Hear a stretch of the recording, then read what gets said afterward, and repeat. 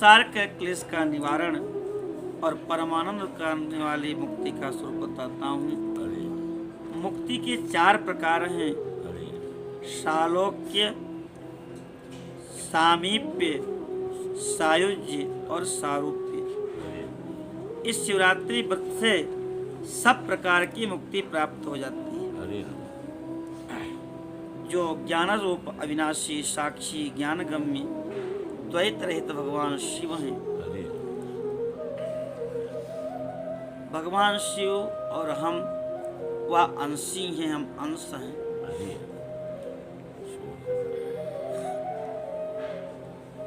ममैवांशो जीव लोके जीव भूत सनातन। भगवान कहते हैं कि जीव मेरा ही साक्षात अंश है और सनातन अंश है। तो निरंतर ये स्मृति बनी रहे, मैं उन्हीं का अंश हूँ। जो ज्ञानगम्य द्वैत रहित शिव हैं, वे ही यहाँ कैवल्य मोक्ष के धर्म अर्थ और काम रूप त्रिवर्ग के दाता हैं। तो कैवल्या मुक्ति जो 5वीं मुक्ति है, वह अत्यंत दुर्लभ है। मैं उसका लक्षण बताता हूँ, जिनसे यह समस्त जगत उत्पन्न होता है, जिनके द्वारा प्रतिपल इसका पालन किया जा रहा है। ये नहीं कि एक बार प्रकट होकर आपका पालन कर लिए।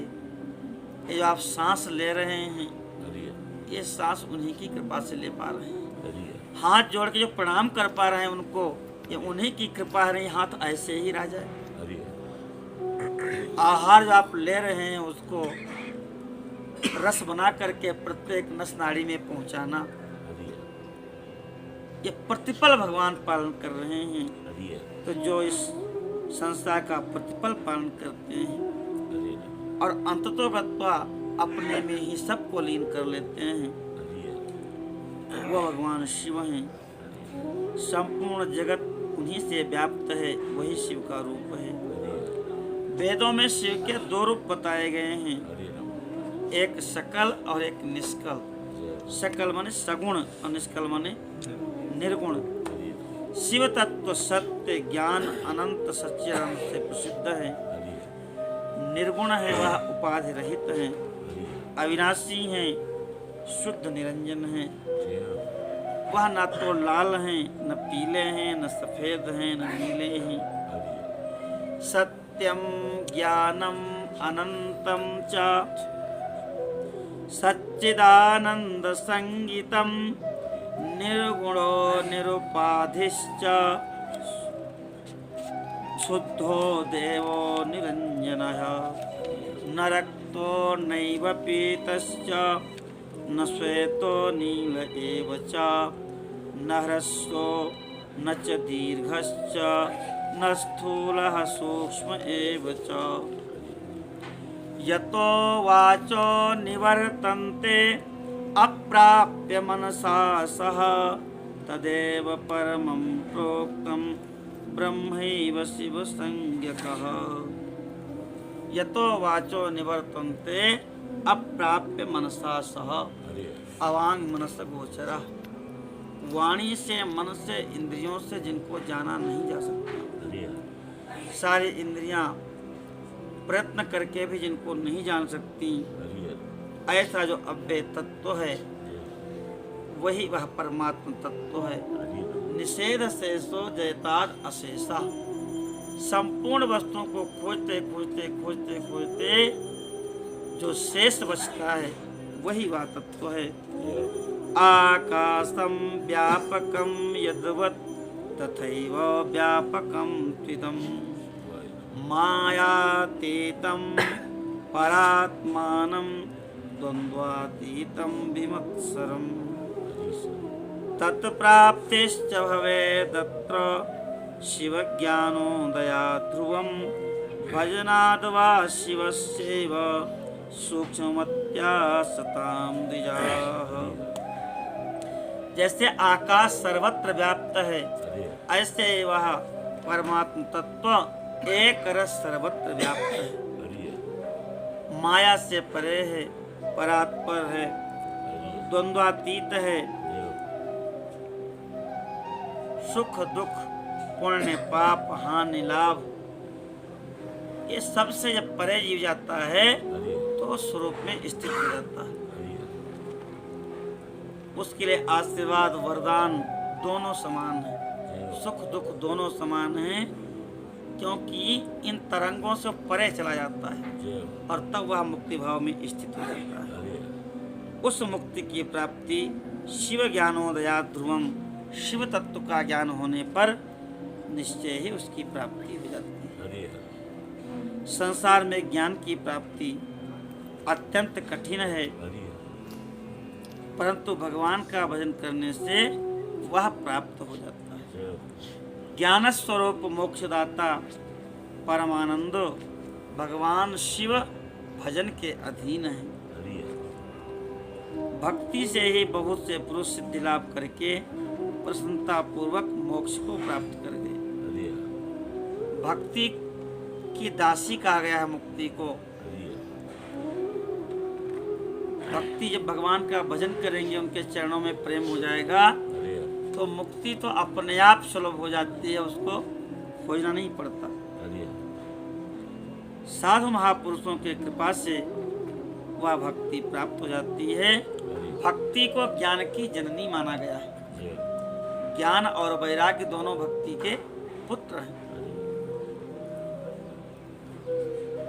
उत्तम प्रेम का अंकुर ही उसका लक्षण होता है। अहेतु की भक्ति इसको कहते हैं। गंगा गंगोत्री से निकली और सहज भाव से उनकी गति समुद्र की ओर है। यथा गंगाम्बोसोम बुधौ, जैसे गंगा स्वाभाविक ही अम्बुधि समुद्र की ओर जाती है। आग कहीं भी जलाइए, उसको चाहे जिस पाइप में डाल दीजिए, अंत में ऊपर की ओर ही जाएगी, क्योंकि उसका अधिष्ठान सूर्य ऊपर है। जल कहीं भी गिरे लेकिन वो नीचे की ओर ही जाएगा, क्योंकि उसका अधिष्ठान समुद्र नीचे है। ऐसे ही जीव सहज भाव से परमात्मा का अंश है। वह सहज भाव से बिना किसी कामना के जब भगवान की ओर चल पड़े तो यही प्रेम का लक्षण है, यही भक्ति का लक्षण है। हे ब्राह्मणों, वह भक्ति भी सगुण और निर्गुण दो प्रकार की होती है। वैधि और स्वाभाविकी दो प्रकार की होती है। वैधि की अपेक्षा स्वाभाविकी श्रेष्ठ मानी गई है। और फिर इसकी नैष्ठिकी और अनैष्ठिकी से दो भेद हैं। तो वैधि और स्वाभाविकी, नैष्ठिकी और अनैष्ठिकी, निर्गुण और सगुण। तो निर्गुण सगुण दो, वैधि और स्वाभाविकी 4, नैष्ठि और अनैष्ठिकी 6 और 9 प्रकार की भक्ति ऐसे ही है। तो 9 छाक 54 प्रकार की भक्ति हो गई। ये भेद हो गए भक्ति के। कहते हैं कि नैष्ठिकी भक्ति भी 6 प्रकार की होती है और अनैष्ठिकी भक्ति भी 6 प्रकार की होती है। तो 12 प्रकार और जुड़ जाएंगे। 54 10 64 2 66 हो गए। फिर विहिता और अविहिता भेद से विद्वानों ने उसके अनेक प्रकार माने हैं। यद्यपि उन सबका अंतर्भाव 9 भक्तियों में ही हो जाएगा, फिर भी भगवान वेदव्यास की कृपा है, उसका विस्तार किया उन्होंने। उन दोनों प्रकार की भक्तियों के श्रवण आदि वैसे 9 अंग जानने चाहिए। भगवान की कृपा के बिना इन भक्तियों का संपादन होना कठिन है, और उनकी कृपा हो जाए तो बड़े सहज भाव से भक्तियाँ प्राप्त हो जाती हैं। हे द्विजों, भक्ति और ज्ञान को भगवान शिव से एक दूसरे से भिन्न नहीं बताया है। जो ज्ञान है वही भक्ति है, जो भक्ति है वही ज्ञान है। ज्ञान है जानना और भक्ति है उसको मानना। हम जाने, इसी महापुराण पर हमने सुना, ये ज्ञान हो गया, लेकिन जानने के बाद हम उसको आचरण में ले आवें, यही भक्ति होगी। तो जब तक जानेंगे नहीं तब तक मानेंगे कैसे? जब जानेंगे तभी मानेंगे। तो ज्ञान और भक्ति दोनों अभिन्न है, ऐसा शिव जी मानते हैं। इसलिए उसमें भेद नहीं करना चाहिए। ज्ञान और भक्ति दोनों ही साधक को सुख देने वाले हैं। ब्राह्मणों, जो भक्ति के विरोधी हैं उनको ज्ञान की प्राप्ति नहीं होती। बहुत लोग ये मान लेते हैं कि अहम ब्रह्मास्मि, मैं तो ब्रह्म स्वरूप हूँ। जब तुम स्वयं ब्रह्म हो गए तब तुम किसकी भक्ति करोगे? भगवान शंकराचार्य जी के मत में यही दिक्कत आई। बौद्ध लोग वेद को नहीं मानते थे, आत्मा को नहीं मानते थे। वो कहते हैं कि शून्य ही सब कुछ है, शून्यवाद उनका है कि क्षणिकवाद। तो कुछ नहीं बचता। अब ध्यान, उनके ध्यान का नाम है, उसको क्या कहते हैं, विपश्यना ध्यान।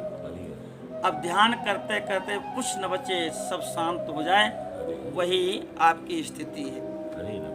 तो भगवान शंकर ने कहा कि अब कुछ नहीं बचा, सब शांत है, शून्य है। इसको अनुभव कौन कर रहा है? जो देख रहा है वही आत्मा है। इस प्रकार से भगवान शिव जी ने आत्म तत्व को स्थापित किया, परमात्मा तत्व को स्थापित किया। लेकिन अहम ब्रह्मास्मि, तो अहम ब्रह्मास्मि माने मैं उसी ब्रह्म का अंश हूँ, ऐसी व्याख्या करनी। जय बोलो सतगुरु भगवान की जय हो। लेकिन ऐसा न मान करके मैं ब्रह्म हूँ यही भाव हो गया। और जब हम स्वयं ब्रह्म हैं तो अब हम दूसरे किसको ब्रह्म माने? तो धीरे धीरे जो भगवान शिव को अभीष्ट था वह प्राप्त नहीं हुआ। भगवान शिव कहते हैं कि ज्ञान पूर्वक भक्ति जो करता है उसे ही मेरी प्राप्ति होती है। जो भक्ति का विरोधी है उसे ज्ञान की प्राप्ति नहीं होती। भगवान शिव की भक्ति करने वालों को ही शीघ्रता पूर्वक ज्ञान प्राप्त होता है। इसलिए मुनीश्वरों, महेश्वर की भक्ति का साधन करना आवश्यक है। भक्ति से ही सारी सिद्धियां होती हैं। वैसे तो अष्ट सिद्धि हैं, लेकिन भागवत में आया है कि भगवान के नाम में जो लीन हो जाता है उसको 18 प्रकार की सिद्धियां प्राप्त होती हैं। एकादश करने में आया है। और सारी सिद्धियों का मूल भगवान नारायण है, भगवान शिव है। इस प्रकार से भक्ति और मोक्ष दोनों का वर्णन किया।